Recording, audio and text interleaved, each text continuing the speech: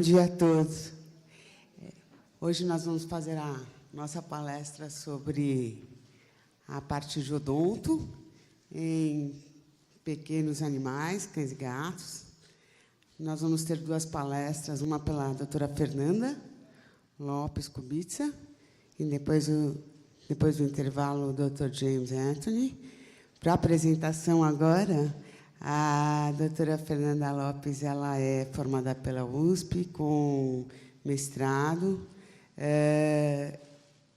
na própria faculdade, na USP, com especialização em odonto pela Ancrivepa, e atualmente fazendo residência na parte de odonto pelo Colégio Americano Veterinária, sob supervisão do Dr. James.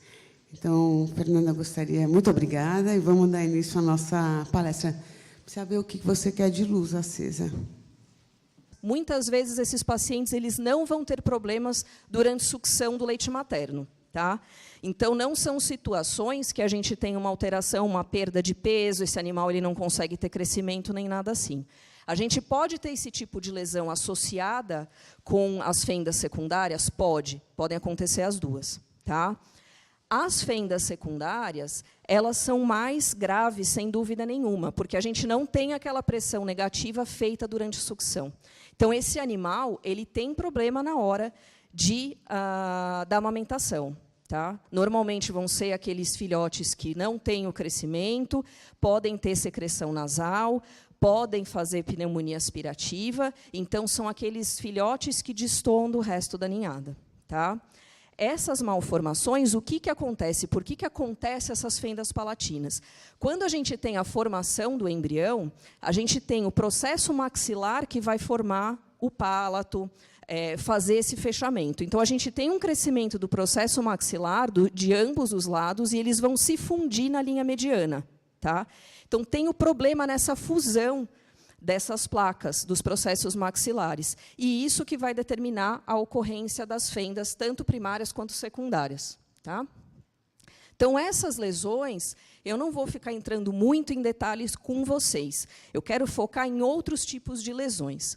O que eu gostaria de salientar aqui para vocês? Esse tipo de lesão, essas fendas palatinas, a fenda secundária aqui, a gente procura fazer um manejo desses pacientes até, pelo menos, eles atingirem umidade, que eles possam, primeiro, serem anestesiados, né, com uma segurança maior. Então, a gente aguarda, pelo menos, que esse paciente consiga chegar até 3 meses de idade, para ele ter todo o sistema de termorregulação e metabolização hepática, tá? Para a gente poder fazer o procedimento.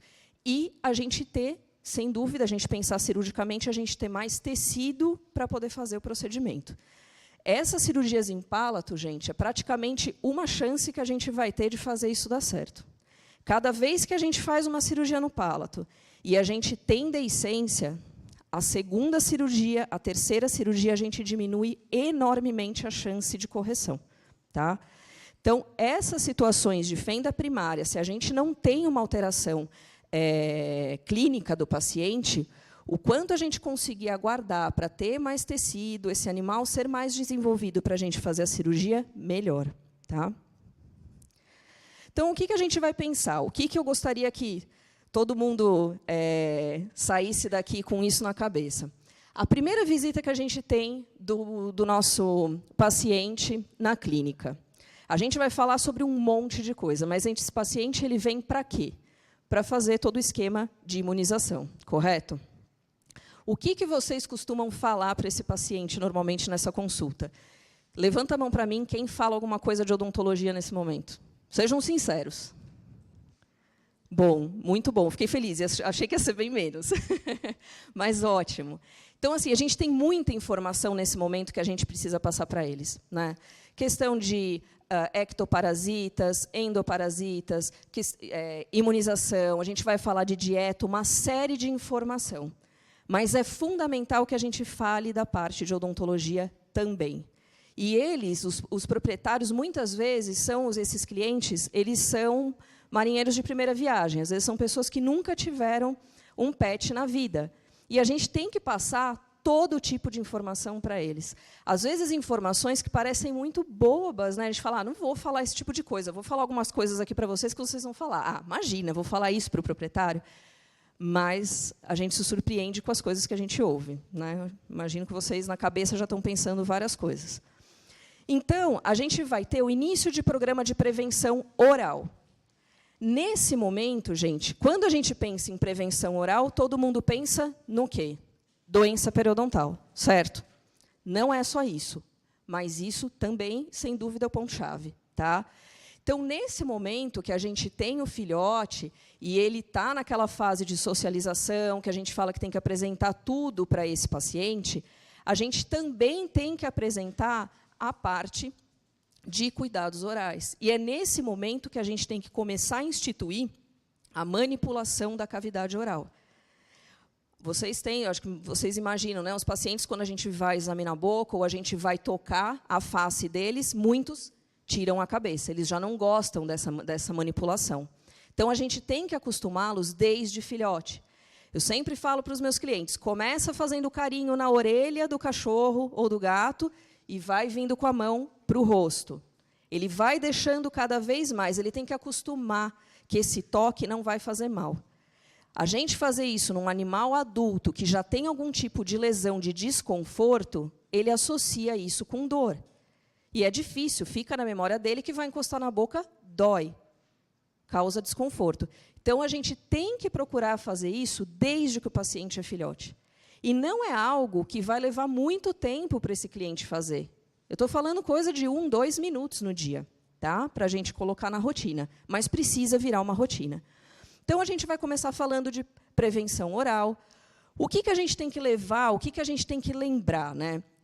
Predisposição que a gente tem, por exemplo, de algumas raças, para determinados tipos de afecções orais. Então, vamos pensar na doença periodontal. Doença periodontal. Que raças ou que tipo de animal, geralmente, a gente vê serem mais acometidos ou com consequências mais graves da doença periodontal? Raças pequenas, as raças toys, certo? Então, especificamente nesses animais, alertem já o proprietário. Já avisem que essa raça é mais predisposta, que a gente precisa fazer um cuidado muito importante em casa para prevenir. Tá? Isso é fundamental. Se a gente está lidando com um boxer, por exemplo, um dog alemão, bulldog, enfim, a gente sabe também que esses animais podem ser mais predispostos à hiperplasia gengival, aquele crescimento da gengiva. Tá? Muitas vezes, inflamatória em resposta à doença periodontal. A gente precisa conversar, já joga informação para esse proprietário. Tá? Então, a gente tem alguns pontos que são importantes, algumas raças que a gente sabe que são mais predispostas, é nossa função, como veterinário, a gente informar esse proprietário. Tá? Gênero. Ah, mas por que eu estou falando aqui? Qual a diferença?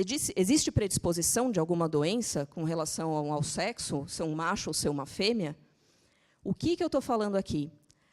Machos inteiros, principalmente, eu coloquei aqui castração, eles tendem mais ao quê? Brigas, saírem de casa. Não que vai ser, não estou falando isso não é regra, mas a gente vê isso com uma frequência um pouco maior, não vê?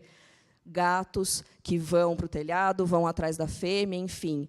Estão mais predispostos a lesões traumáticas, atropelamentos, queda de altura e brigas. Vocês concordam se a gente conversa com o proprietário aqui, e isso eu não tenho dúvida que todo mundo aqui deve falar a respeito de castração, que esse animal ele vai estar menos predisposto a esse tipo de trauma, ele pode ter uma chance menor de fraturas mandibulares, maxilares e dentárias.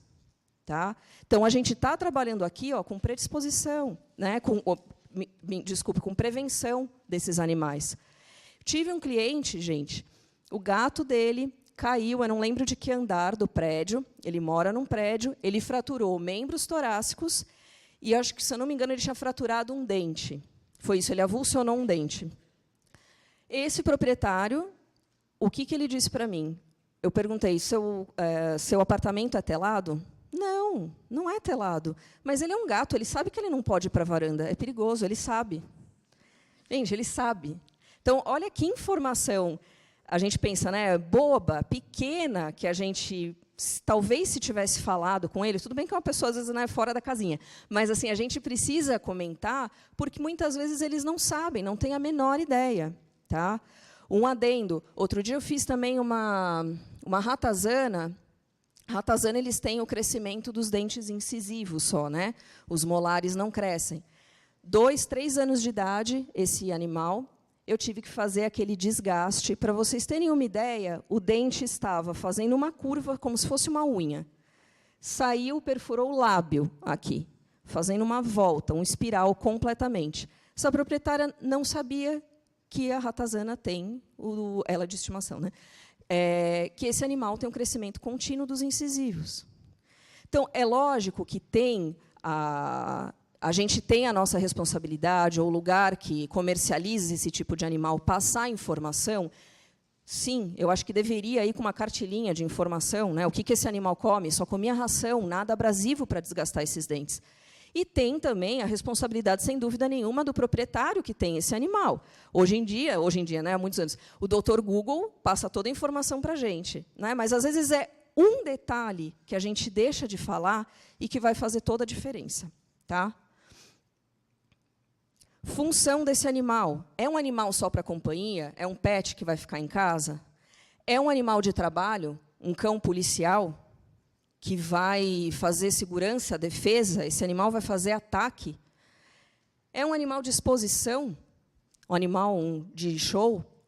Isso é fundamental, porque, logicamente, algumas alterações que a gente pode ter num animal de companhia e não vão fazer diferença para a vida dele, a ausência de um dente, a genesia de um dente, por exemplo, para um animal de exposição vai fazer toda a diferença.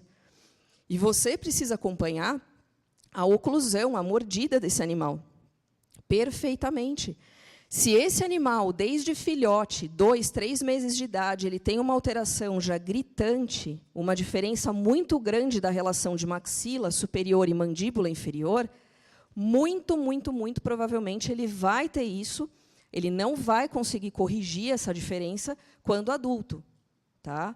O crescimento da mandíbula e da maxila, eles não se dão de maneira igual. A mandíbula e a maxila, elas não crescem ao mesmo tempo. Então, de semana a semana, eventualmente, se você olha, avalia a oclusão de um animal, e ele tem uma discreta alteração entre a relação de mandíbula e maxila, pode ser que, em 2 semanas, você tenha isso corrigido.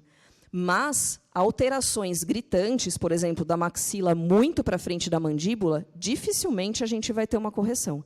E esse animal, ele não vai poder ir para a exposição. A não ser, lógico, que a gente esteja falando de raças que esse tipo de maloclusão é permitido, né? É considerado normal e que é absolutamente anormal, dos braquicefálicos, né? Lhasa Apso, Shih Tzu, Boxer, Bulldog, que cada vez essa relação é mais absurda e que leva, sim, a uma série de problemas. Correção não é estética, tá? Ela é funcional, muitas vezes, nesses animais. Então, isso é fundamental. Né? É um animal de trabalho, um cão policial, que morde grade o tempo inteiro, o tempo que fica preso, ele está no canil, ele morde grade e começa a desgastar os caninos, é um animal que vai estar mais propenso a fraturar esse dente. E se a gente não fizer um tratamento de canal, não fizer uma prótese dentária, ele não vai mais poder trabalhar. Ele perde, gente, ele não vai conseguir morder, ele não vai conseguir fazer o trabalho dele de maneira eficiente. Tá? E, às vezes, a gente consegue mudar esse comportamento se a gente tem essa avaliação logo de início, quando ela ainda é bem discreta. Tá? O ambiente desse animal, que eu já comentei para vocês desse gatinho, né? Vive em casa, apartamento, tem outros animais, vai ter disputa, né? Esses animais podem brigar, pode cair da sacada, da janela do apartamento. São situações que podem parecer bobas, mas que a gente consegue auxiliar. Dieta comercial e dieta caseira. Isso eu acho que é uma coisa que todo mundo pensa, né? Principalmente com relação à doença periodontal. Um animal que come a ração seca, ração comercial, ele come a ração comercial, por que ele tem tanto cálculo, né, o tártaro formado sobre os dentes? Ele não come comida caseira, por que ele tem? Gente, a primeira coisa que a gente tem que pensar, Ração seca, ela é mais abrasiva que uma dieta caseira? Sim. O que acontece muitas vezes? Se o grão da ração ele é muito pequeno, ou alguns grãos eles são feitos de maneira que a hora que o animal morde, ele estoura para facilitar justamente a deglutição, o benefício que a gente poderia ter dessa alimentação, raspar os dentes, acaba sendo perdido. Grão muito pequeno, o que acontece? O animal engole inteiro. Então, esse benefício da raspagem mecânica, muitas vezes, se perde. Tá? Então, a dieta ela não é o fator principal, não é ela que determina se o animal vai ter doença periodontal ou não. Tá? A dieta caseira, o que eu quero falar aqui para vocês? Cada vez mais, a gente tem clientes usando as dietas naturais, fazendo a alimentação em casa, balanceada, orientada por nutricionista. A gente tem visto alguns profissionais indicando o uso de ossos naturais nessas dietas, até para pôr no congelador e tudo mais. O que a gente tem que pensar, gente? Osso natural, a gente teve um trabalho que foi desenvolvido há muitos anos atrás pelo Alexandre Venceslau, aqui no hospital.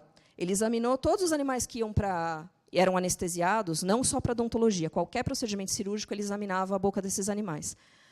E tinha um relatório, um questionário que era tomado com o proprietário. A prevalência de fraturas dentárias com animais que ingeriam,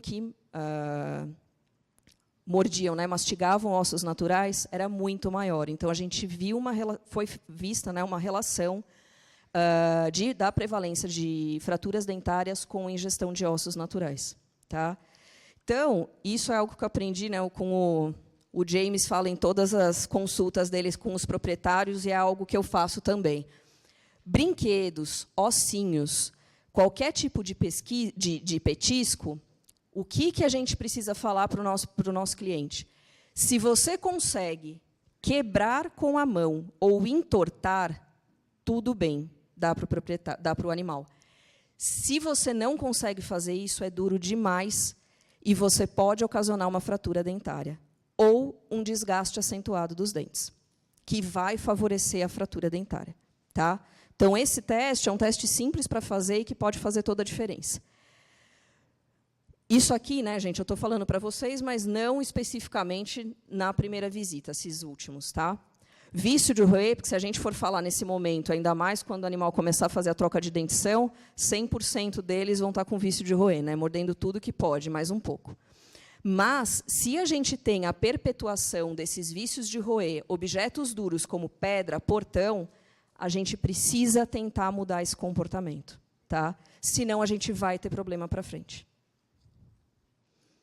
E o programa de higiene oral, que a gente falou logo no começo. Né? A gente conseguir começar a manipular, fazer com que esse filhote ele aceite essa manipulação da boca, da face, vai ser muito mais fácil da gente acostumar esse animal para a escovação dentária, tá? Que eu vou falar um pouquinho mais para frente.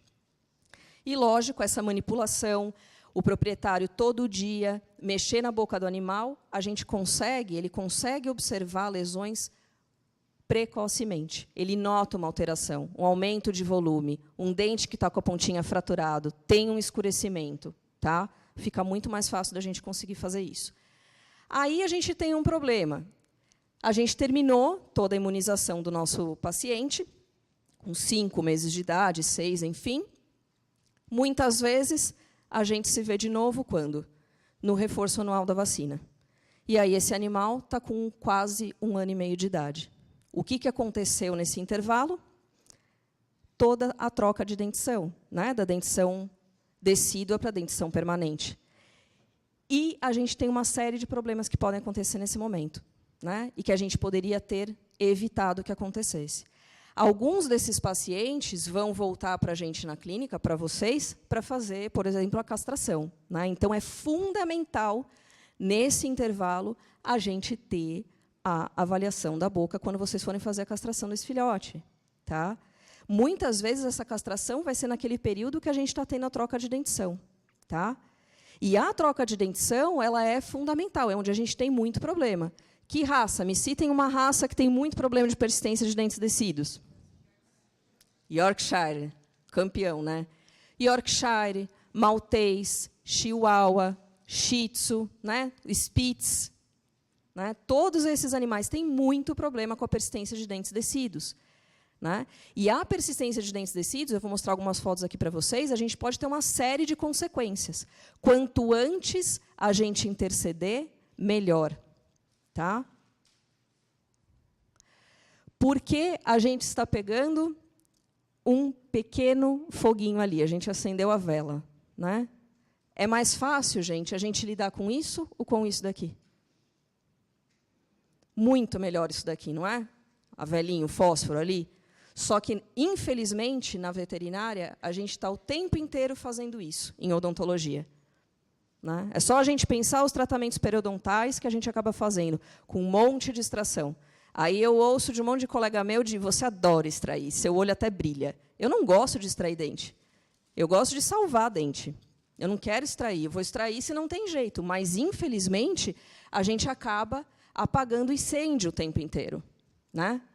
A gente tem aquele paciente com 14 anos de idade que nunca fez uma avaliação odontológica e o proprietário fala que, pelo amor de Deus, que é para salvar os dentes. Você olha, você assoprou, o dente está fazendo assim na boca. Né? O anestesista faz metade do nosso trabalho na hora da intubação. Né? Os incisivos caem já. Acontece, acontece. Então, isso é fogo. Né? A gente precisa ter essa mentalidade, cada vez mais a gente está... Acho que a veterinária vai, aos pouquinhos, mudando na parte de odontologia para isso, para a gente trabalhar com a prevenção. Né? E é muito, muito importante. Então, a primeira coisa, a gente precisa saber isso daqui. Né? Como que acontece? Né? A gente tem 2 dentições no cão e no gato, igual nós, humanos. Então, a gente tem a dentição decídua e a gente tem a dentição permanente. Né? E a gente vai ter a troca, então, da decídua pela permanente. No cão e no gato, depois, se vocês quiserem, me mandem e-mail, eu passo para vocês isso aqui. Tá? A gente tem a erupção dos dentes decíduos, inicia com 3 semanas de idade. Tá? E dos dentes permanentes, 3 meses é quando começa e vai mais ou menos até 6, 7 meses de idade. Tá? No gato, um pouquinho mais cedo, com 2, 3 semanas, a gente tem a dentição decídua, e de 3 a 6 meses da dentição permanente. Tá? Se vocês forem notar aqui, a gente precisa saber quantos dentes são esses. Como é que eu vou saber o que é normal, o que não é, se eu não sei nem quantos dentes tem? Que dentes são esses também? Tá? Se tem dente a mais, se tem dente a menos, isso aqui é fundamental. E a gente só acostuma com isso, gente, olhando o que é normal, abrindo a boca de todo paciente que atender na clínica. Tá? A gente tem que... E vai acostumando, isso vai virando natural, sem esforço nenhum. Eu estou apertando o laser ao invés do... Dentição decídua, gente, o cão e o gato, eles não têm molares decíduos, só pré-molares. Ó. Tá? Todo mundo sabia disso? Quantos dentes tem decíduos? Já mostrei, né? Quantos dentes decíduos tem o cão? Quem acha que são 32? 30. 28. 26. 40. Gente, acho que 3 pessoas levantaram a mão. Quantos dentes vocês acham que eles têm? São 28, tá? Então, a gente tem... essa é a fórmula, a gente usa isso para a fórmula dentária, né? Então, a gente divide a boca, a gente divide em 4 quadrantes. Então, a gente pensa na maxila, que é a parte superior, a mandíbula, que é a parte inferior. Então, a gente divide, né, a parte superior e a inferior, e a gente divide na linha média, lado esquerdo, lado direito e lado esquerdo. Tá? Então, a gente tem o primeiro quadrante, a gente usa um sistema, que é usado mundialmente, esse sistema, para a numeração dos dentes, que chama sistema Triadan. Tá? Isso é usado em odontologia humana, e aí, na veterinária, a gente usa o sistema Triadan modificado. Mas, enfim.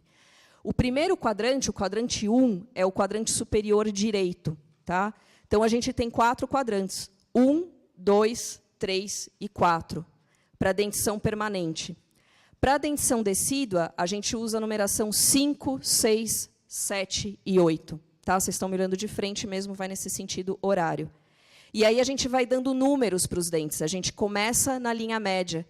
Então, o primeiro incisivo central aqui, no cão, se a gente vai pensar no lado superior direito, é o dente 101. E aí a gente vai aumentando esse número, 101, 102, 103, 104, 105, e aí vai. Tá? Mesma coisa para a dentição decídua. Então, é 501, 502, 503, e a gente vai dando essa numeração. Tá? Então, a gente tem, para cada quadrante, a gente tem aqui esses números. Então, são 3 incisivos na maxila e 3 incisivos na mandíbula. Tá? Então, a gente pensa um lado. Então, ao todo, são 6 incisivos na maxila e 6 incisivos na mandíbula. Tá? Um canino superior e um inferior, 3 premolares superiores e 3 inferiores. Tá? Então, a gente tem 28 dentes decíduos. E permanentes, quantos dentes tem o cão adulto? 32, 36, 38, 40, 42, 44. Gente, mais da metade de vocês, um levanta a mão, está dormindo, ninguém está ouvindo o que eu estou falando. São 42 dentes. Tá?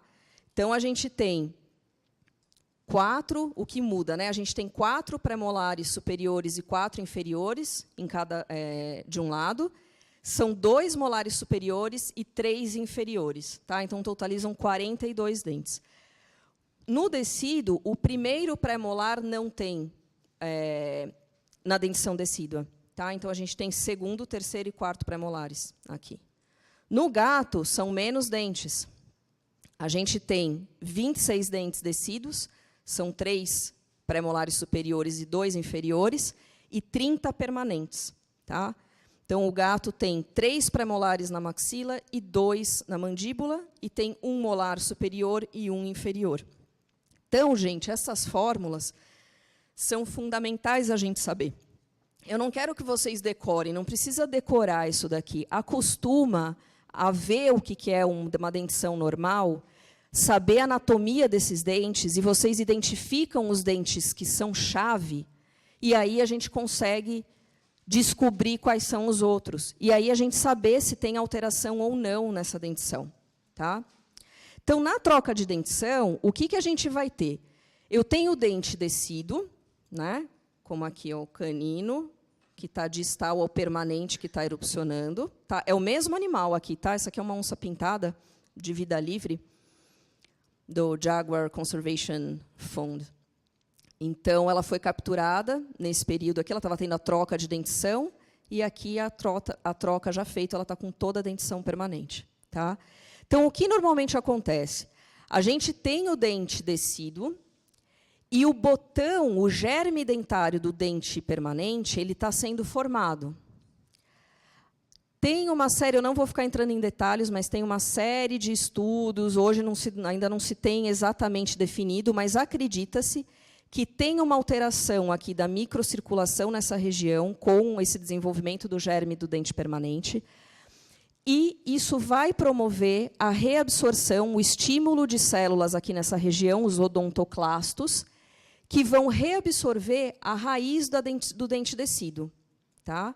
Aí, esse dente ele fica com mobilidade, ele vira uma capinha, vai ficar preso só no ligamento periodontal. Eu não sei se todo mundo teve um infortúnio aqui, igual eu tive quando era criança, que você quer daquela... O dente está solto, né? Ah, ele já está solto, eu vou virar ele. A gente gira, fica com o dente preso no lugar, aquela dor tremenda. Você fala, não, ele não saiu. É o bendito ligamento periodontal que está segurando aquele dente.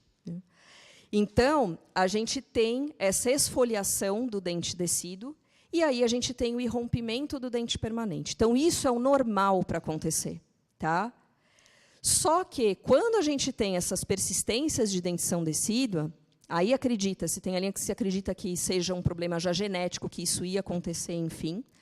Esse dente permanente, ele é posicionado num lugar diferente, ou acredita-se que se esse dente decíduo estava naquela posição e, por isso, o dente permanente muda de posição. Tá? Esse dente ele não sofre essa esfoliação e o dente permanente erupciona. 2 espaços não ocupam o mesmo lugar ao mesmo tempo. Se a gente tem a persistência do dente decíduo naquele lugar, o dente permanente ele vai romper em outro lugar, certo? E aí a gente tem o quê? Uma maloclusão com relação a isso, tá? Que pode ser bem grave. Então, a gente tem, muitas vezes, esse tipo de situação. Né? O dente canino ele é o dente que mais frequentemente a gente vê se manter persistente, tá? O decíduo. Mas pode acontecer com qualquer dente. Muitas vezes, a gente tem casos que não tem a esfoliação de nenhum dente decíduo. Então, parece uma boquinha de tubarão. Né? Ele fica com 2 fileiras de dente. Tá? E o problema que acontece, como a gente pode notar nesse animal, vocês podem ver que é um Yorkshire, né? A gente tem essa proximidade do dente decíduo com o dente permanente. Tá? Então, olha a quantidade de cálculo, de debris que a gente tem entre esses 2 dentes. Eles ficam muito próximos, eles ficam apinhados. Eu começo a ter acúmulo de debris aqui nessa região e a gente começa a ter uma reação inflamatória. Eu tenho gengivite aqui nessa região. E se eu não resolvo esse problema, a gengivite, a inflamação crônica que tem nessa região, começa a levar à reabsorção óssea. Eu vou ter uma doença periodontal precoce nessa região que vai afetar o dente permanente. Tá? Então, eu tenho uma doença periodontal precoce nesse dente. Tá? É um dos principais problemas que a gente tem. Além da maloclusão. O que acontece no canino inferior, principalmente quando ele está persistente? O permanente ele erupciona lingualizado. E, muitas vezes, essa posição lingualizada ela vai fazer o quê? Esse dente ele fica voltado para o céu da boca, para o palato desse paciente. Eu vou mostrar alguns casos para vocês, tá? No próximo slide. E aqui, na radiografia, para a gente ter uma ideia, gente, olha o quão longa é essa raiz e fininha. Por que é importante isso daqui, a gente ter a radiografia e a gente fazer a extração desse dente por completo?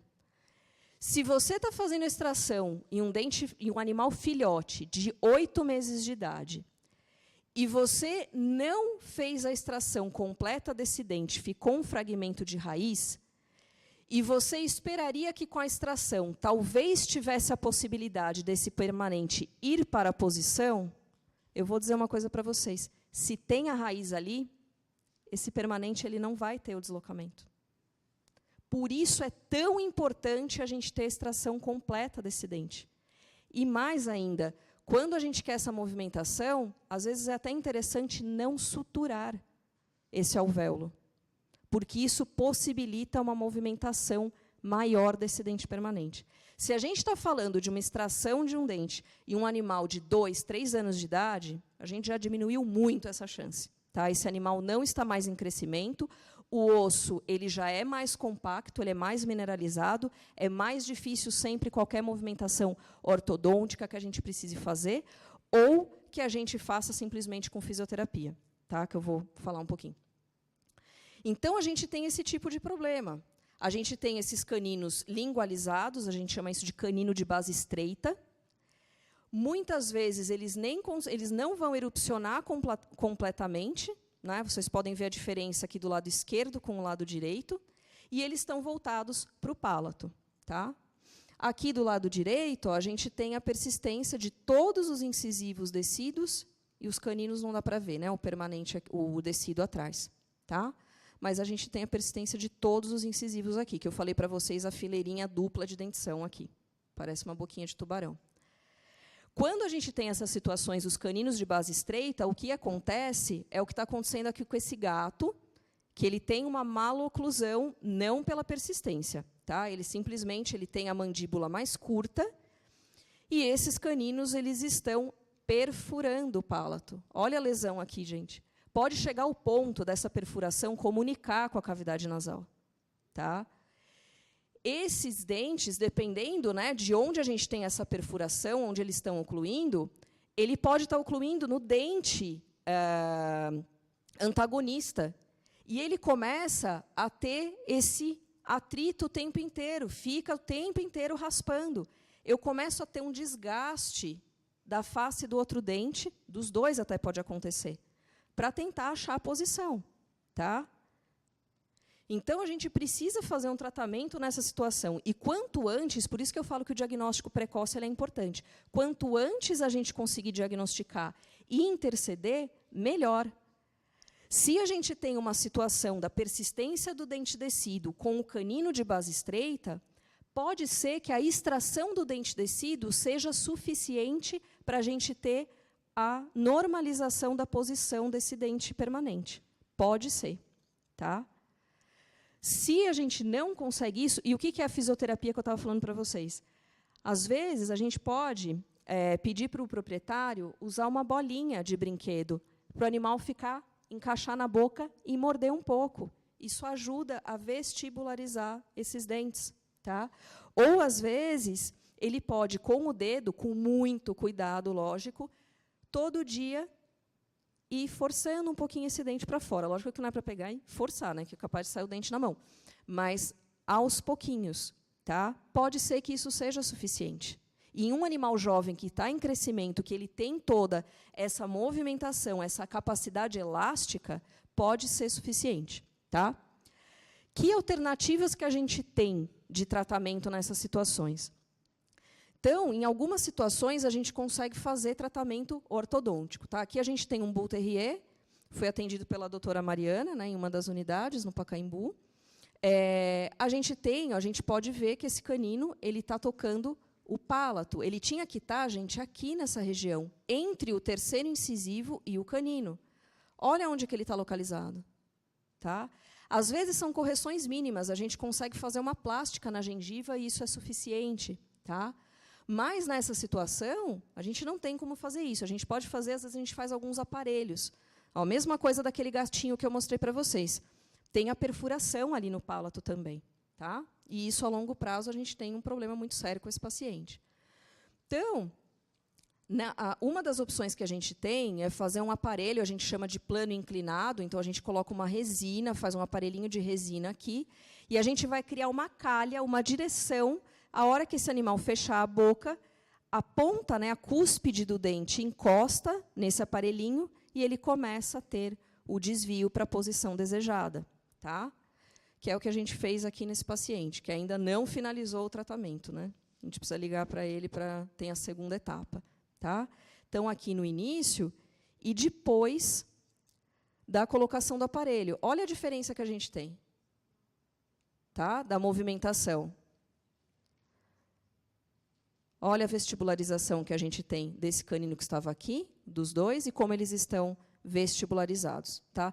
Eu sei que tem essa alteração aqui nesses incisivos, eles normalizaram, tá? Teve uma alteraçãozinha aqui durante a movimentação, depois que a gente tirou o aparelho, a oclusão voltou completamente ao normal. Tá?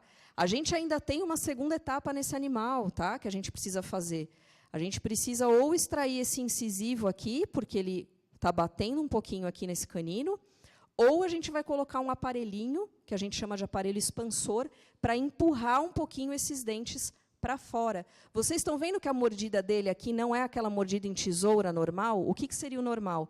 Eu tenho os dentes superiores, os incisivos superiores, ocluindo em tesoura. Os inferiores ficam por dentro, eles ocluem numa região do dente que a gente chama de cíngulo, que fica nessa parte aqui de dentro do dente, tá?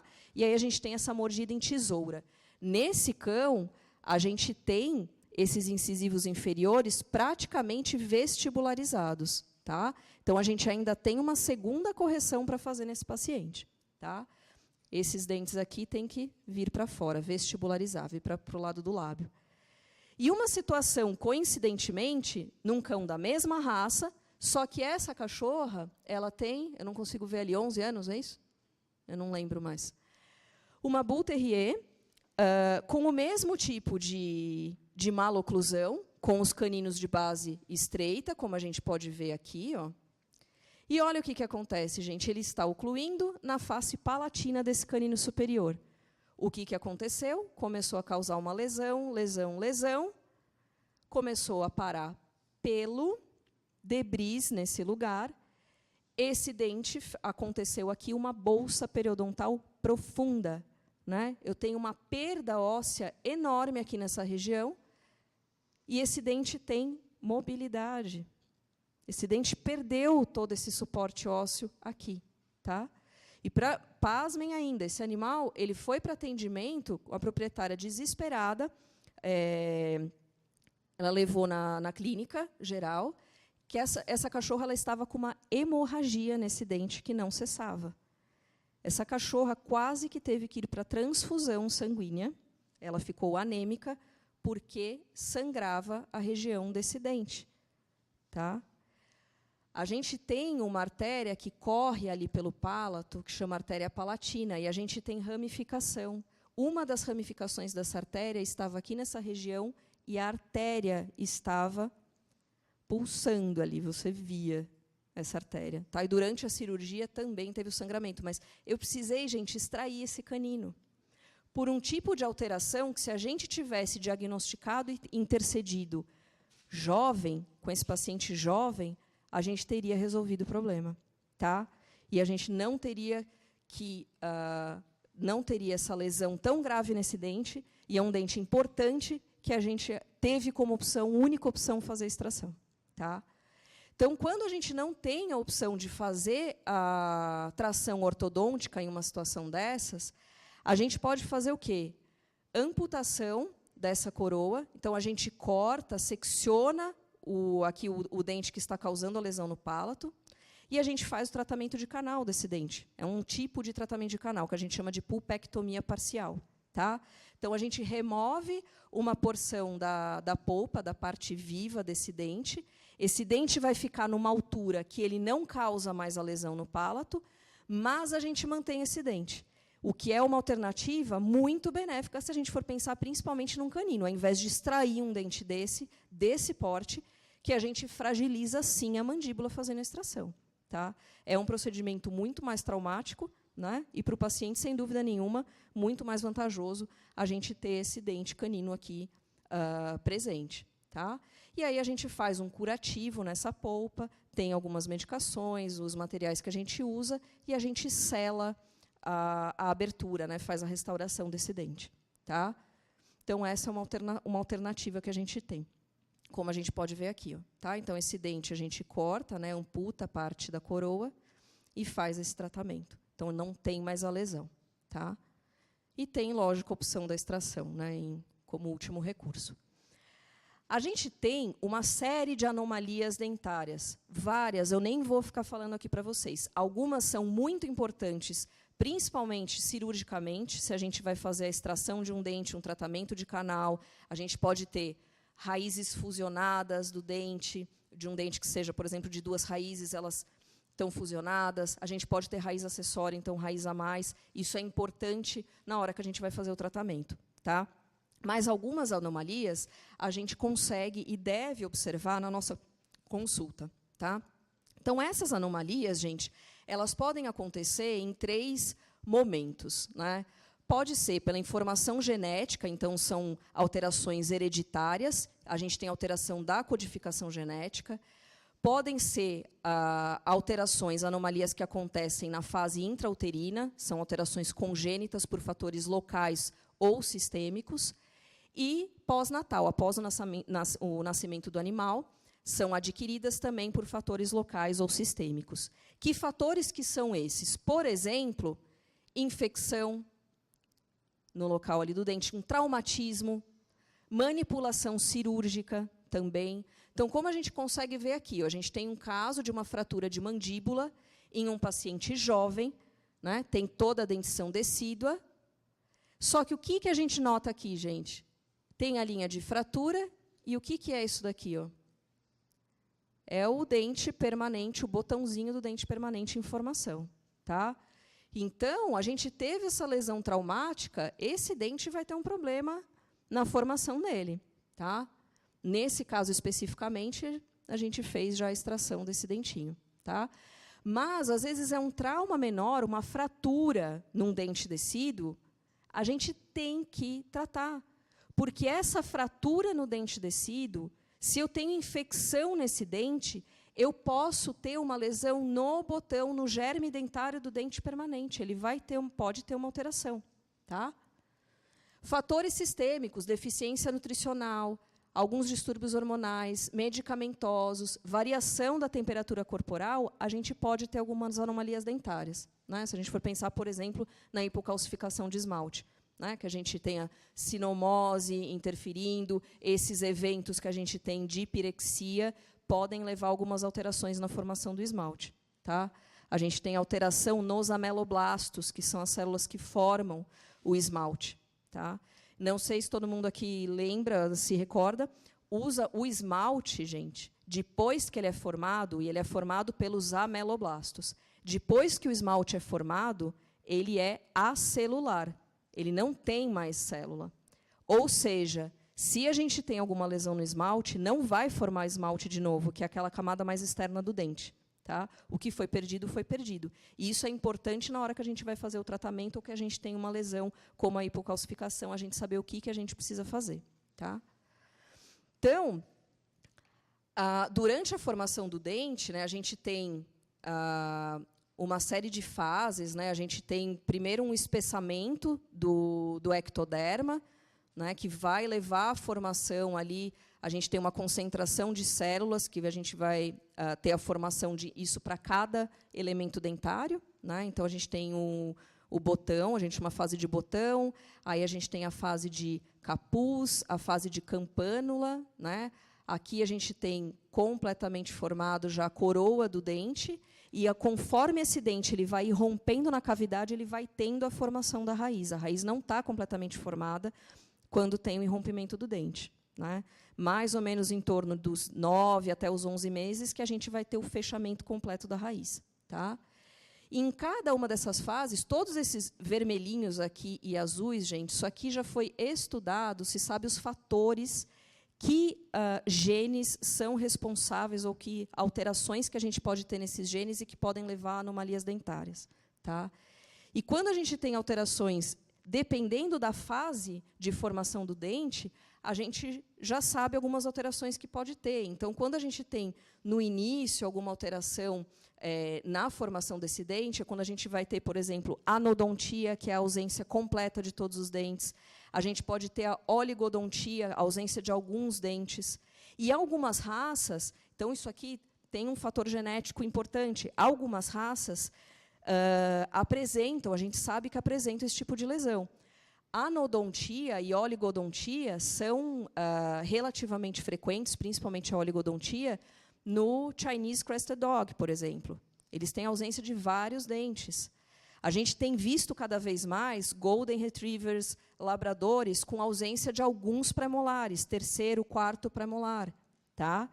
Então, por isso que é importante, como eu falei para vocês lá no segundo slide dessa palestra, que a gente precisa saber o que é mais comum, mais frequente em determinadas raças. A gente se guia melhor para saber o que a gente precisa olhar, observar naquele paciente. Tá?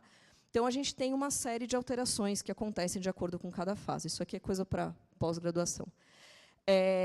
Dentes supranumerários, por exemplo. E aí eu falo mais uma vez para vocês, se eu não sei quantos dentes tem o animal normal, né, a anatomia normal, quantos dentes, qual que é a fórmula dentária, como é que eu vou saber identificar se esse paciente tem dente a mais ou a menos? Tá? Então, a gente precisa saber o que é o normal, para partir daí. Dente supranumerário, qualquer dente pode apresentar um dente supranumerário. Tá? Mas o que a gente mais vê é o primeiro premolar superior. Tá? Qualquer tipo pode acontecer. Muitas vezes ele tem uma anatomia, uma morfologia diferente, um aspecto conoide, por exemplo, e algumas raças são mais predispostas. A gente vê bastante dente supranumerário no boxer, por exemplo, que eu falo que é o cachorro que menos tem espaço para os dentes, que os dentes são todos girovertidos e ele ainda tem dente a mais, né, que é para atrapalhar bem. Então, gente, aqui só para vocês, acostumarem um pouquinho. Isso aqui é um crânio de lobo-guará, tá? É do meu projeto de mestrado. A gente tem alguns dentes que tem que ser os nossos guias, fica mais fácil a gente olhar para esses dentes e partir daí. Na mandíbula, primeiro o molar inferior, que é o carniceiro, o grandão, né, ali do fundo, e o canino. Tá? Na maxila, a gente vai pensar no quarto premolar superior, né, que é o carniceiro, e o canino. Então, são os dentes-chave. Baseiem-se na anatomia desses dentes. A gente tem que conhecer essa anatomia. E aí a gente vai fazer a contagem. Ó, eu tenho quarto premolar, terceiro, segundo. Opa, tem 2 aqui. Tem um a mais, são 4 premolares. Tá? Aqui nessa radiografia, eu tenho primeiro molar inferior, aí eu tenho segundo, terceiro, tenho mais um. São 3 molares inferiores. Aí vocês vão falar para mim, mas, Fernanda, e daí que tem um dente a mais? Muitas vezes, faz diferença nenhuma, gente. Tá? Só que, dependendo da situação, eu posso ter esse dente muito próximo do dente adjacente. Isso pode favorecer formação de debris, favorecer formação, consequentemente, de placa bacteriana, e a gente pode ter uma localização favorável para o desenvolvimento da doença periodontal. Tá? Às vezes, a gente tem um dente a mais, a gente vai ter um posicionamento atípico desse dente supranumerário. Tá? Então, se a gente... esse aqui é um labrador, né? Ele tem 1, 2, 3, 4, 5, 6 incisivos, que é o normal. Esse aqui tem uma malformação. Só que, olha aqui no palato, gente, eu tenho mais 2 incisivos. Tá? Isso, para esse paciente, essa localização, pode atrapalhar na hora que ele oclui, a hora que ele fecha essa boca. Tá? Então, tem algumas situações que é importante, a gente vai precisar fazer algum tipo de tratamento, extração. Esse gato tem 2 caninos. Não é, gente, um canino descido aqui. Eu não tenho um canino descido e um permanente. São 2 caninos. E a posição desses caninos está levando esse animal a ter uma maloclusão. Eu começo a ter o contato, às vezes, frequente, constante em um outro dente, leva o outro dente, o antagonista, a movimentar. É o mesmo princípio de movimentação ortodôntica, né, dos aparelhos que a gente faz, o que a gente coloca na nossa boca. Tá? Então, isso vai acontecendo com o tempo. E aí, nessas situações, a gente precisa fazer extração, enfim, o tratamento que for mais indicado. Tá? Da mesma maneira que a gente pode ter dente a mais, a gente pode ter o dente faltando. Tá? Então, são casos de agenesia dentária. A gente pode ter ausência de um dente, de vários dentes, ou de todos os dentes, como eu falei para vocês. Então, a oligodontia eu tenho de vários dentes, a anodontia, nenhum dente na boca. Tá? E aí a gente precisa determinar se é uma agenesia mesmo ou não. Não ter um dente na boca não significa que não existe esse dente. Né? Pode ser que tenha. Então, se a gente for contar, né, em cima, como eu falei para vocês, ó, quarto premolar e canino são os meus guias. Tá? Eu tenho 4 premolares na maxila. Ok, então 4, 3, 2, 1, tudo certo. Tá? Na mandíbula, ó, canino e primeiro molar inferior. Canino e primeiro molar inferior. E aí eu tenho 4 premolares, certo? Só que eu tenho 1, 2, 3. Cadê o que devia estar aqui? Eu não sei. Será que está aqui ou não? Como é que eu vou saber? Radiografando. É a única maneira, gente. Pode ser que seja uma agenesia, não tem esse dente mesmo. Pode ser que esse dente esteja aqui, mas ele não erupcionou, esse dente está impactado. Pode ser que esse dente tenha sido fraturado e tenha raiz dentária ali. Ou é um animal um pouco mais velho também, ele já passou por procedimento e teve uma extração. Então, olha quanta coisa que a gente pode ter aqui. E é só a radiografia que vai me falar. Tá? Então, aqui a gente tem esses 2 casos. Se a gente for contar aqui os dentes, né? Aqui é um pug, aqui a gente tem um chihuahua. Mais uma vez, ó, primeiro molar e canino, eu tenho 1, 2, 3 pré-molares. Tá? Ó. Então, são 4 pré-molares que a gente tem na mandíbula, certo? O primeiro molar está ali, o canino também. Está faltando um dente aqui, certo? Nesse caso, também, ó, primeiro molar e canino, eu tenho 1, 2, 3 pré-molares. Falta um aqui. E aí a gente vai radiografar. Esse dente aqui é esse, é o terceiro premolar, é o quarto, perdão, quarto premolar. Tem o canino aqui. Esse é o terceiro que está aqui. Esse é o segundo que está aqui. Não existe primeiro premolar, tá? É uma agenesia. Esse animal nunca foi submetido a procedimento odontológico. Aqui, nesse pug, a gente tem quarto premolar tá aqui. Esse dente é esse aqui, esse premolar, é o terceiro. Segundo premolar está aqui. E olha isso daqui. Nossa, gente, como eu tremo, desculpem. Olha aqui o primeiro premolar.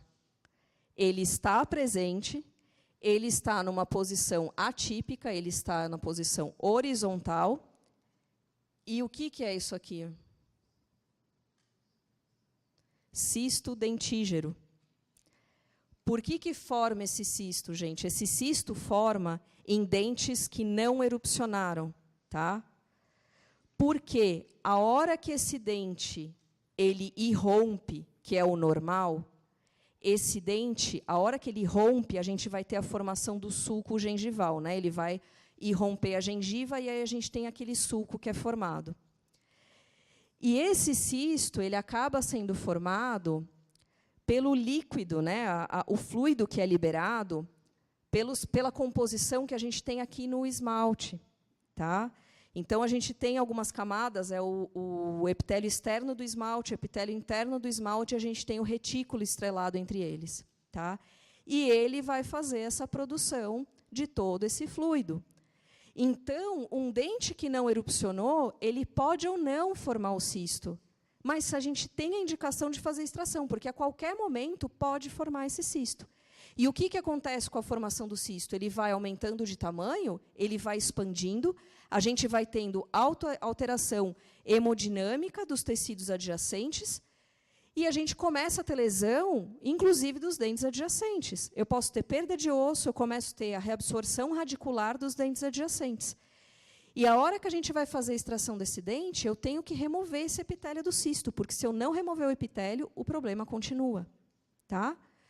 E só na radiografia que a gente vai saber. Se esse dente ele está posicionado normalmente, então, ali, ó, que bonitinho, o dentinho ali formado, depois da abertura.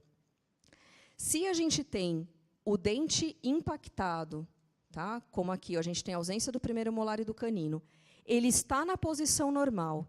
Esse animal é um animal jovem, que ainda tem essa força de rompimento do dente. Eu tenho a opção de fazer um procedimento que a gente chama de operculectomia. Tá?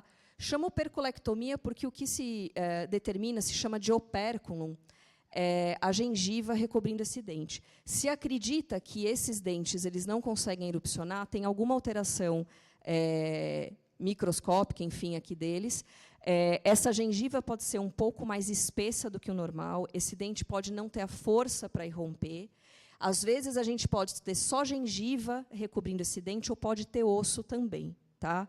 Então, se esse dente ainda tem o poder de erupção, é um animal jovem, que o ápice ainda não fechou, e ele está na posição normal, a gente pode fazer uma cirurgia que chama operculectomia, nada mais é do que a gente fazer a abertura dessa gengiva, a gente remove esse tecido aqui e a gente libera o espaço para que esse dente tenha a erupção. Tá? Se ele não irrompe, a gente ainda tem a possibilidade de fazer tração ortodôntica desse dente, ou fazer extração. Tá? Mas a gente tem essa possibilidade. Esse é um outro animal, é um outro caso, que a gente não tem, ó, a gente tem ausência do canino de ambos os lados, e tanto na maxila quanto na mandíbula. Tá? É um animal que tem uma formação de diversos dentes. Tá?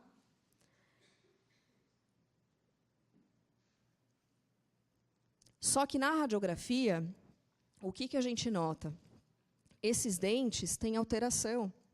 A gente tem a coroa formada, ó, e, por algum motivo, provavelmente tenha sido, né, um fator sistêmico, acredito que uma doença sistêmica que esse animal teve, ele teve o fechamento precoce da raiz, ó, ele tem uma raiz rudimentar, esse dente não formou direito.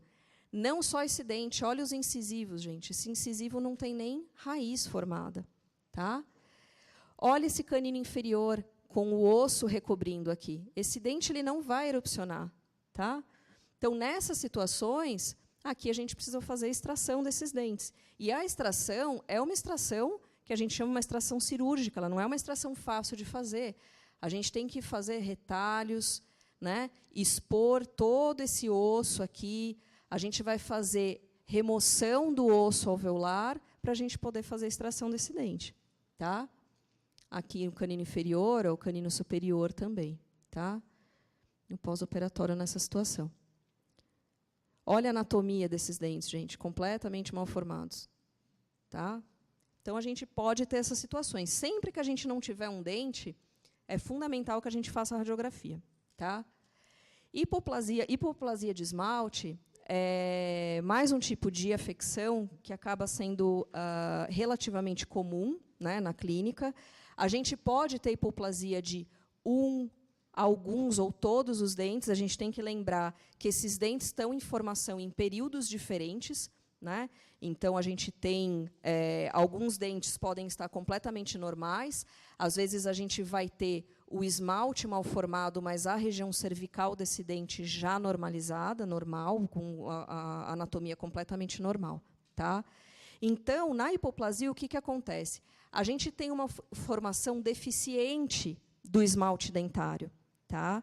A gente tem uma série de fatores que podem influenciar. A sinomose é uma das doenças que a gente vê mais frequentemente ocasionarem esse tipo de lesão. Né? O que acontece na sinomose é que a gente vai ter alteração das microvilosidades do ameloblasto, do esmalte. Tá? Por isso que ele vai ter irregularidade. Então, a gente tem uma ação já direto ali na formação do esmalte. É isso que acontece. Tá?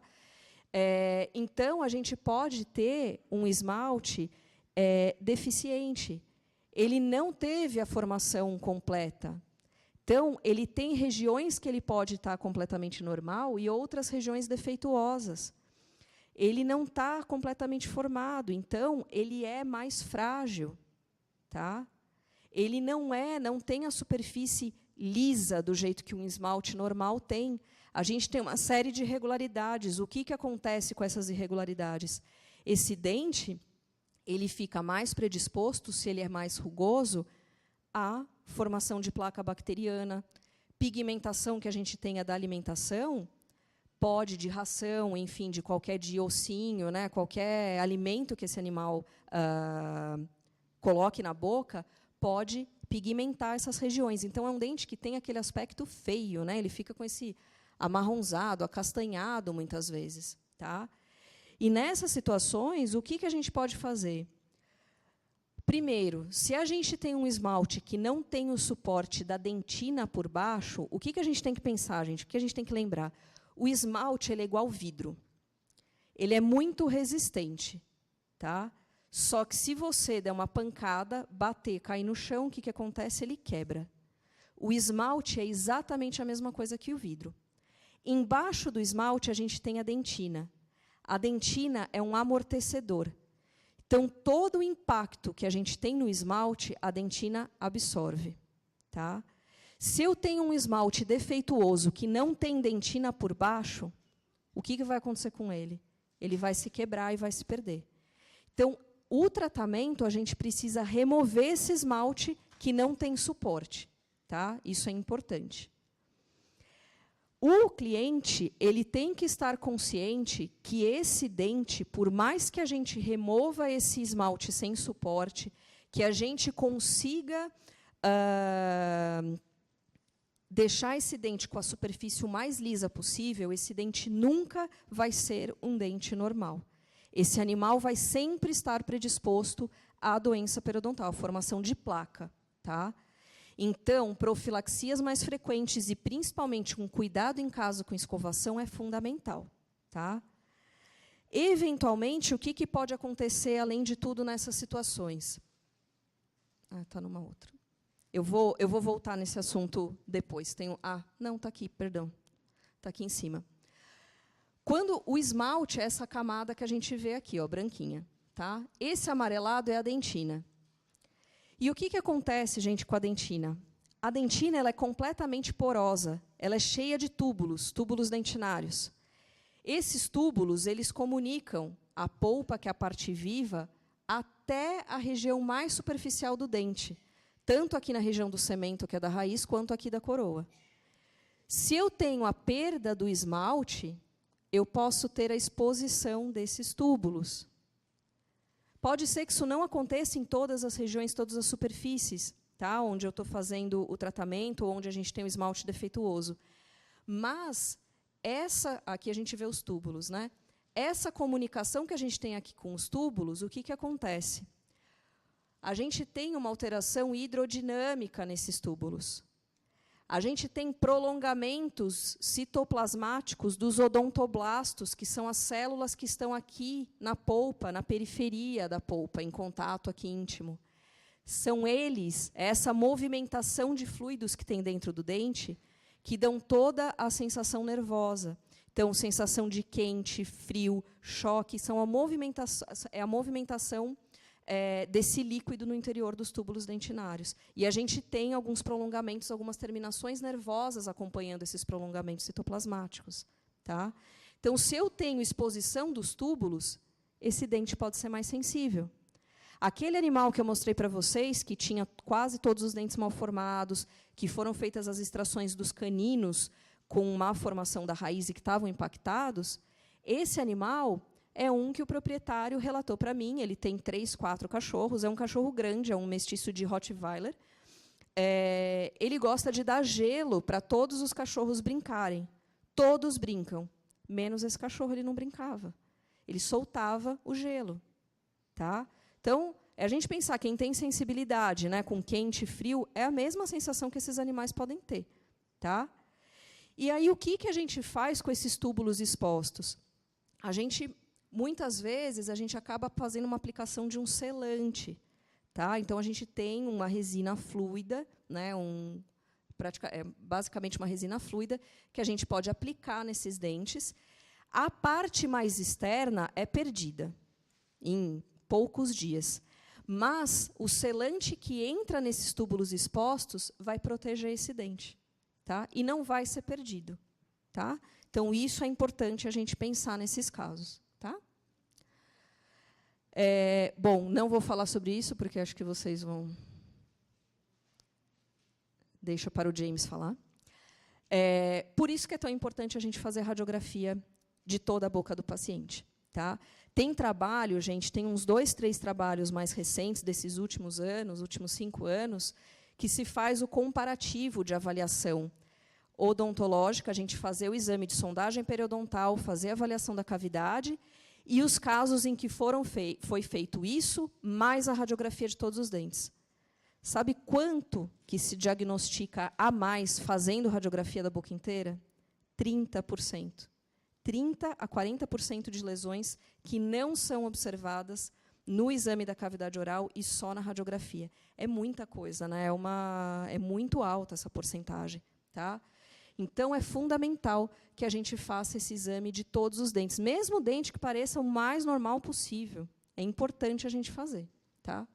A gente encontra alterações que a gente nem imagina. Tá? E a prevenção, lógico, da doença periodontal, né, que é o que todo mundo realmente pensa. A gente lembrar que a doença periodontal é a enfermidade mais comum em cães e gatos, mais que problema dermatológico, gente.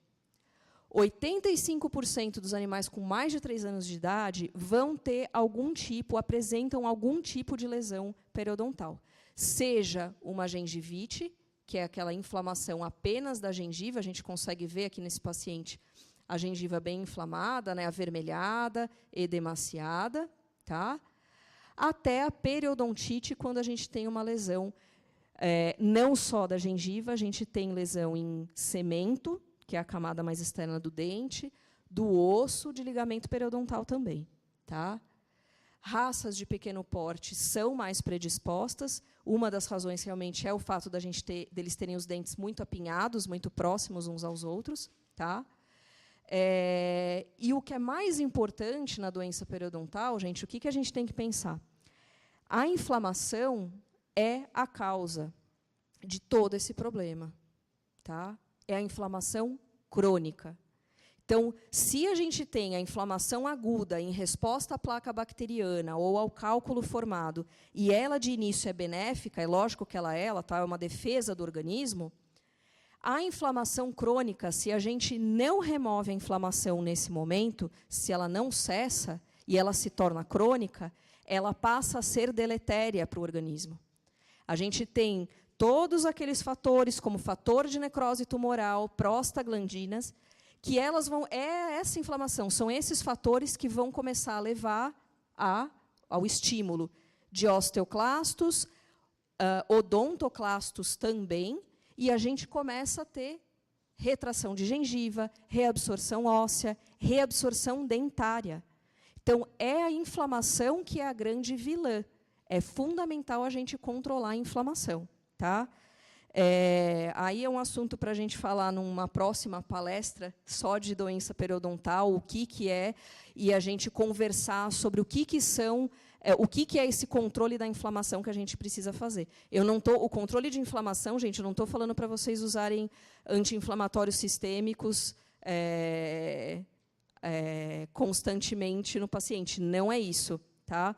Controle de inflamação, a gente tem até lógico, com a raspagem mecânica, com escovação, a gente consegue auxiliar. A gente tem alguns tipos de anti-inflamatórios naturais, de utilização tópica, que, inclusive, um deles, toda a pesquisa foi feita pelo professor James, para a gente conseguir controlar isso, né? E, infelizmente, muitos desses produtos a gente ainda não tem aqui no Brasil, mas a gente tem que começar a falar mais, falar com as empresas para cada vez mais a gente conseguir ter acesso a isso para os nossos pacientes, tá? Então, a gente tem a inflamação, esse aqui é todo um diagrama, né, mostrando a inflamação, o que a gente vai ter, né? Então, as bactérias, né, os agentes periodontopatógenos, né, eles vão causar inflamação, aí a gente tem a liberação de toxinas e enzimas, degradação no tecido conjuntivo, e aí a gente vai tendo essas lesões que eu falei para vocês, além da lesão à distância em outros órgãos, tá? E a gente tem algumas doenças, como a gengivistomatite crônica felina, lesão de reabsorção do tipo 1, que é essa lesão de reabsorção que acontece no colo do dente, na gengiva. Essas lesões, gente, têm relação, hoje se sabe que elas têm relação com o quê? Com a doença periodontal, com a inflamação da doença periodontal. Então, se eu controlo a inflamação, a doença periodontal, se eu previno, eu posso ser capaz de prevenir, por exemplo, as lesões de reabsorção dentária que a gente tem no felino, no gato. Tá? A gente sabe que essas lesões são inflamatórias. Então, eu preciso controlar a inflamação. Nessas situações, é uma doença que é multifatorial, o complexo gengivite-estomatite. Sim, né, gengivistomatite crônica felina, que é o termo que hoje se utiliza. Sim, é multifatorial. A gente pode ter relação, o fator viral, né, envolvido, principalmente calicivírus, né, hoje a gente sabe que 50% desses animais que têm a gengivistomatite crônica, eles são positivos para calicivírus, então acredita-se que o calicivírus seja o principal envolvido. E a gente tem outros fatores, e a doença periodontal, a placa bacteriana, ela é um deles. Então, o controle não é apenas, gente, para a formação de cálculo, de tártaro, não, e vai muito além. Tá? E o que são esses cuidados, então, que a gente pode passar para o nosso cliente, né? Lógico, a escovação ela é o padrão ouro. Tá? É a melhor forma de prevenção de placa bacteriana, né? É a raspagem mecânica da placa bacteriana, que é o que a gente faz todo dia. Todo mundo aqui já deve estar com placa bacteriana sobre os dentes, nesse momento, todo mundo está aqui sentado. Matéria alba, com certeza, todo mundo tem, e placa já está todo mundo formando também. E a gente remove isso com a escovação, né? Então, a gente ouve muito dos clientes, né? Mas precisa, né? Nunca ouvi isso. Gente, eles têm dentes, não tem? Tem bactéria na boca, não tem? Forma placa bacteriana. Por que eles têm que escovar, a gente não? Ah, mas o animal na natureza ele tinha expectativa de vida que tem hoje? Não.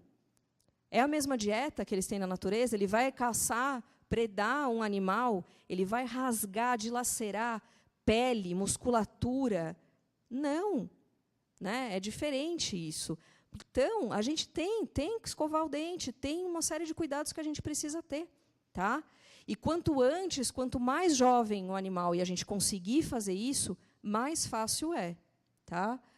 Lógico, eu vou falar aqui para vocês da escovação, mas tem algumas situações que não é possível. Né? Então, a gente tem que adequar o que é possível ser feito para aquele paciente e para aquele proprietário. Aí, mais uma vez, eu digo para vocês, tem uma série de métodos de produtos que a gente ainda não tem aqui no Brasil.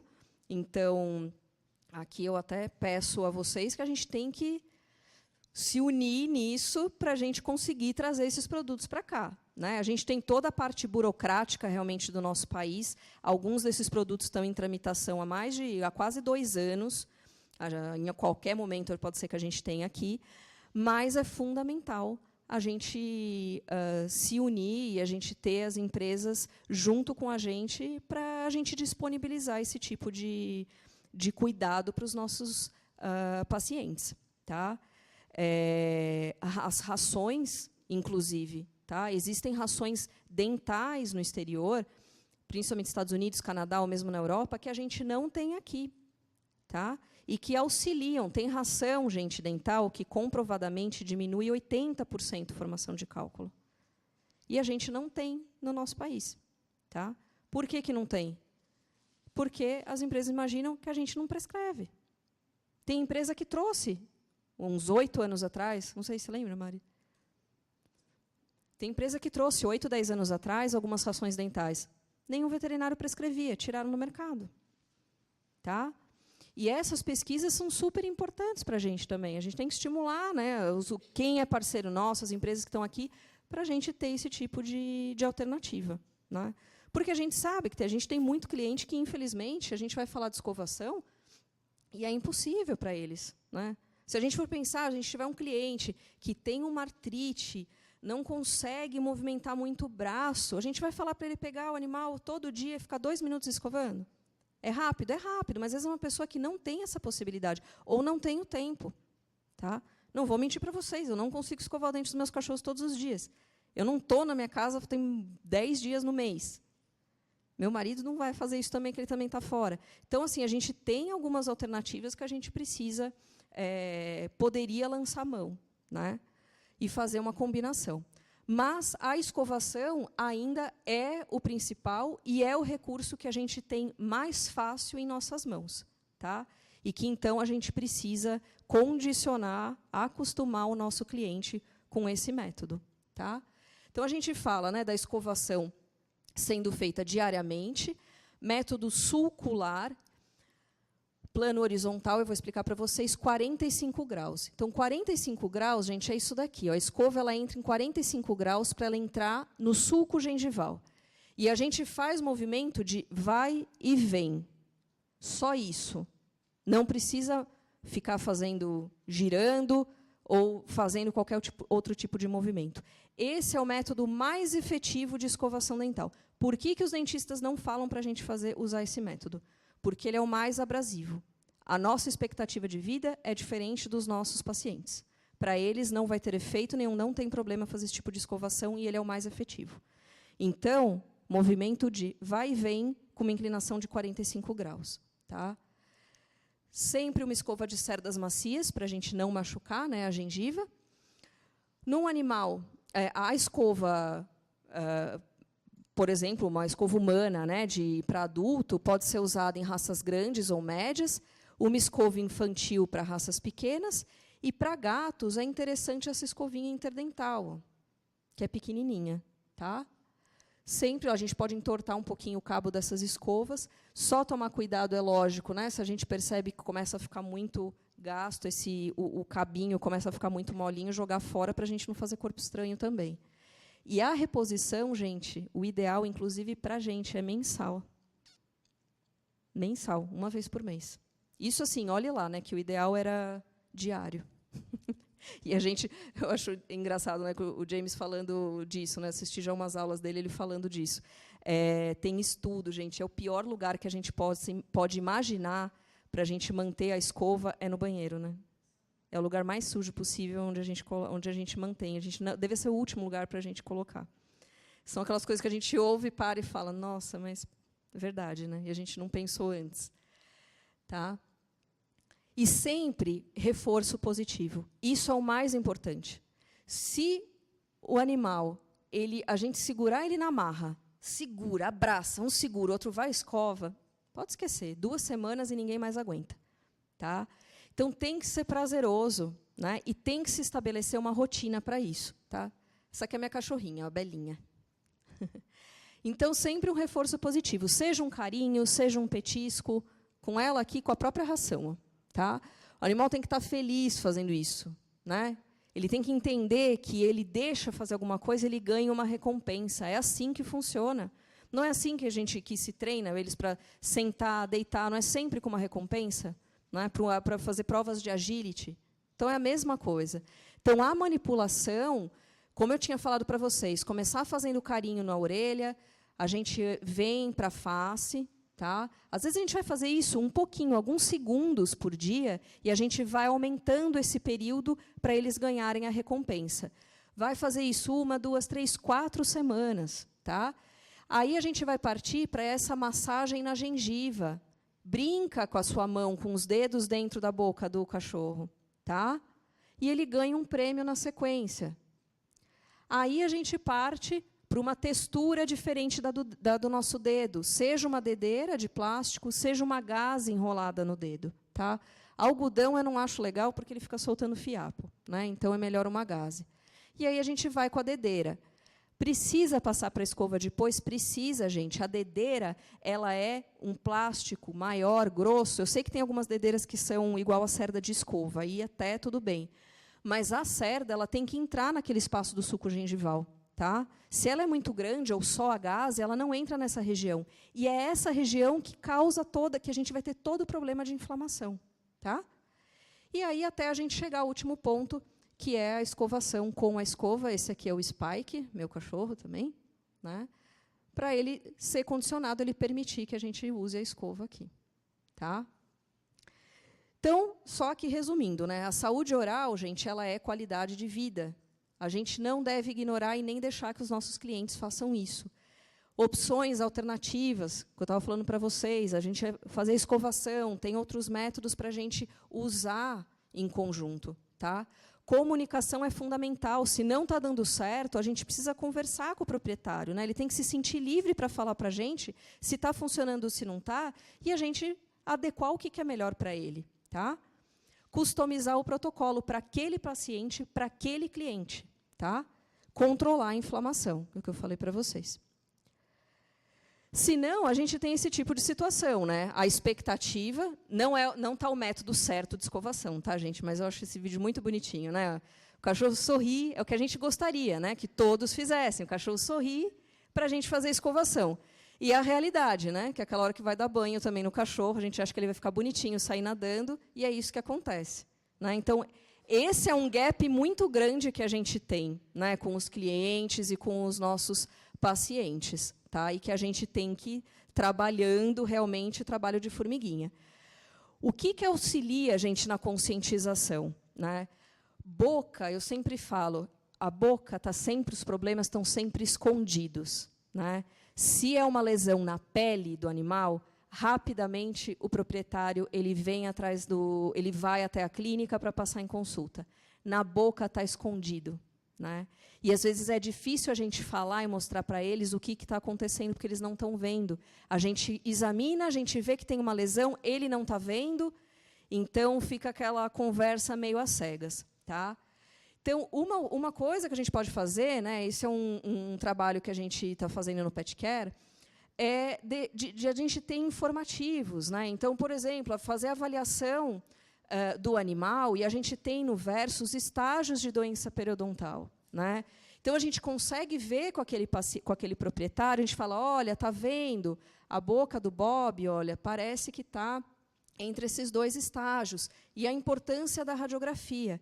ele leva esse informativo, ele lê o que está acontecendo. Tá? Esse trabalho de conscientização ele é fundamental. A gente ter na clínica esses manequins, ter o crânio seco, esses manequins que têm um lado com o problema, né, com alterações, com afecções orais, e outro lado saudável, para a gente conseguir explicar, ele conseguir entender o que está acontecendo. Tá? Esse é um outro material que a gente tem lá no PetCare, também é um material bem visual para eles conseguirem compreenderem. Tá? Então, a gente tem as principais afecções orais, o que acontece. Então, às vezes, eu tenho um paciente com uma úlcera de contato, eu consigo mostrar para ele o que é com calma. Tá? Então, a gente consegue trabalhar isso, a persistência de tecidos, né? O que pode acontecer, porque, às vezes, é difícil para ele entender, mas para que eu vou extrair? Não vai dar problema nenhum. Né? Então, isso é importante. Não, a gente pode não ter impresso, vocês podem ter isso no computador, né? Sempre fotografar os casos, né? Ou pacientes que vocês encaminhem também para o hospital, a gente manda esse relatório para vocês, e vocês terem isso para apresentar para outros clientes. Tá? Exame, enfim, tudo que a gente pode fazer e tem de alternativa. E o relatório pós-operatório. Né? Isso é muito interessante, isso aqui é mais uma coisa que eu aprendi com o meu orientador, e ele trouxe 5 relatórios aqui para vocês verem. Eu vou pedir até para quem quiser ver no intervalo, olhar, mas não tirar daqui, que são de casos dele, dessa última semana dele lá no Canadá. Tá? Então, esses relatórios do que foi feito no paciente. E o proprietário, ele vai embora com esse relatório. Tá? Outras pessoas vão ver esse relatório. Então, é uma maneira da gente conscientizar, ou ter isso na clínica. A gente tem um caso diferente, tem ali na mão para mostrar para o nosso cliente. Tá? Então, isso é importante. Fotos de antes e depois, né, do procedimento, ele entender por que precisou extrair. Né? Por que a gente fez isso ou aquilo. Tá? E aí a gente consegue conversar com eles. Né? Radiografia de todos os dentes, o que a gente tem de alteração, né, o que precisou ser feito, enfim. Isso é bem interessante. Né? A ficha odontológica. Tá? Porque isso é o mais importante. Né? Não adianta a gente querer fazer alguma coisa ou a gente trabalhar bem essa relação aqui e a gente ter uma relação deficiente aqui. Né? A gente precisa ver qual que é a relação desse proprietário, desse cliente com esse paciente, para a gente adequar o que é o melhor tratamento, o que é a melhor abordagem, como que a gente vai fazer a prevenção. Tá? E quanto antes a gente conseguir fazer isso, quanto mais jovem esse paciente, quanto antes a gente consegue, inclusive, estabelecer essa comunicação, essa relação entre esse paciente e o cliente, melhor. Gente, escovar o dente, manipular a boca, é um momento de intimidade que a gente pode, de relacionamento que a gente pode instituir entre aquele cliente e o paciente. Tá? Então, é a nossa função fazer isso. Tá? Bom, gente, aqui está o nosso e-mail do hospital, tá? Do setor de odontologia, meu celular, se vocês precisarem, quiserem me mandar o WhatsApp, qualquer coisa que vocês precisarem, eu estou à disposição. Esse é o Spike, ele está segurando a escova, que um monte de gente pergunta para mim se é montagem essa foto. Não é. Ele está segurando a escovinha de dente aqui. Eu estou à disposição de vocês aqui no intervalo, depois da palestra também. Como eu falei, os booklets estão aqui para quem quiser ver. Tá? Tem alguns casos bem interessantes aqui. Tem, inclusive, um caso de cão policial aqui que foi feito preparo e confecção de prótese dentária. Então, é bem interessante para vocês terem uma ideia e, se possível, começarem também a fazer esse tipo de material. Tá? E, depois, no intervalo, a gente tem o professor James. Eu tenho certeza que vocês vão adorar. Ele é um amor de pessoa. E, fora a parte de conhecimento, que eu não tenho nem o que falar. Né? Eu sou grata a ele eternamente. E eu intitulo ele meu segundo pai, e ele se intitula assim também. My second father. Agradeço vocês, agradeço ao PetCare. E espero que a gente tenha para frente outras palestras aí de odonto, que eu sei que também eu gosto de falar. Desculpem se eu passei um pouquinho do horário. Obrigada.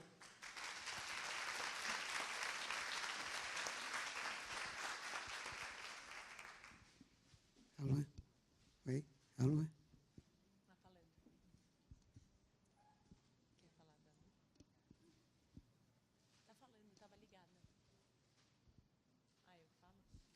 Vamos falar um pouquinho do programa de relacionamento. A gente vai estar aqui fora, não sei quanto vocês já estão. Quem está inscrito no nosso programa de relacionamento?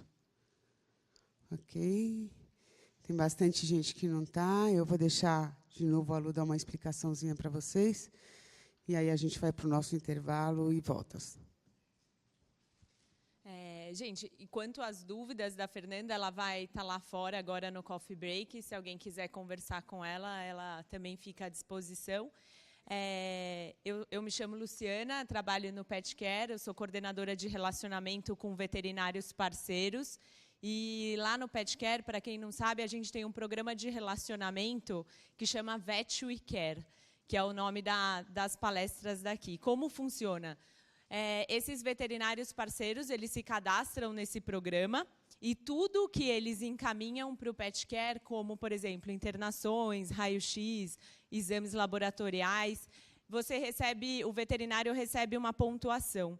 E essa pontuação, ela pode ser trocada de diversas formas. Pode ser trocada tanto por serviços Pet Care, quanto, por exemplo, por equipamentos como rações, como otoscópio, oftalmoscópio. Agora, essa semana, a gente colocou materiais de insumos, como seringas, luvas cirúrgicas. E a gente está tentando sempre renovar e colocar de acordo com o interesse dos veterinários. E também temos o Vet Education, são congressos, palestras, cursos que a gente faz parceria para o veterinário resgatar com pontuação. Agora a gente colocou o Cat Congress e muitos veterinários já resgataram até mesa cirúrgica. É fácil juntar a pontuação.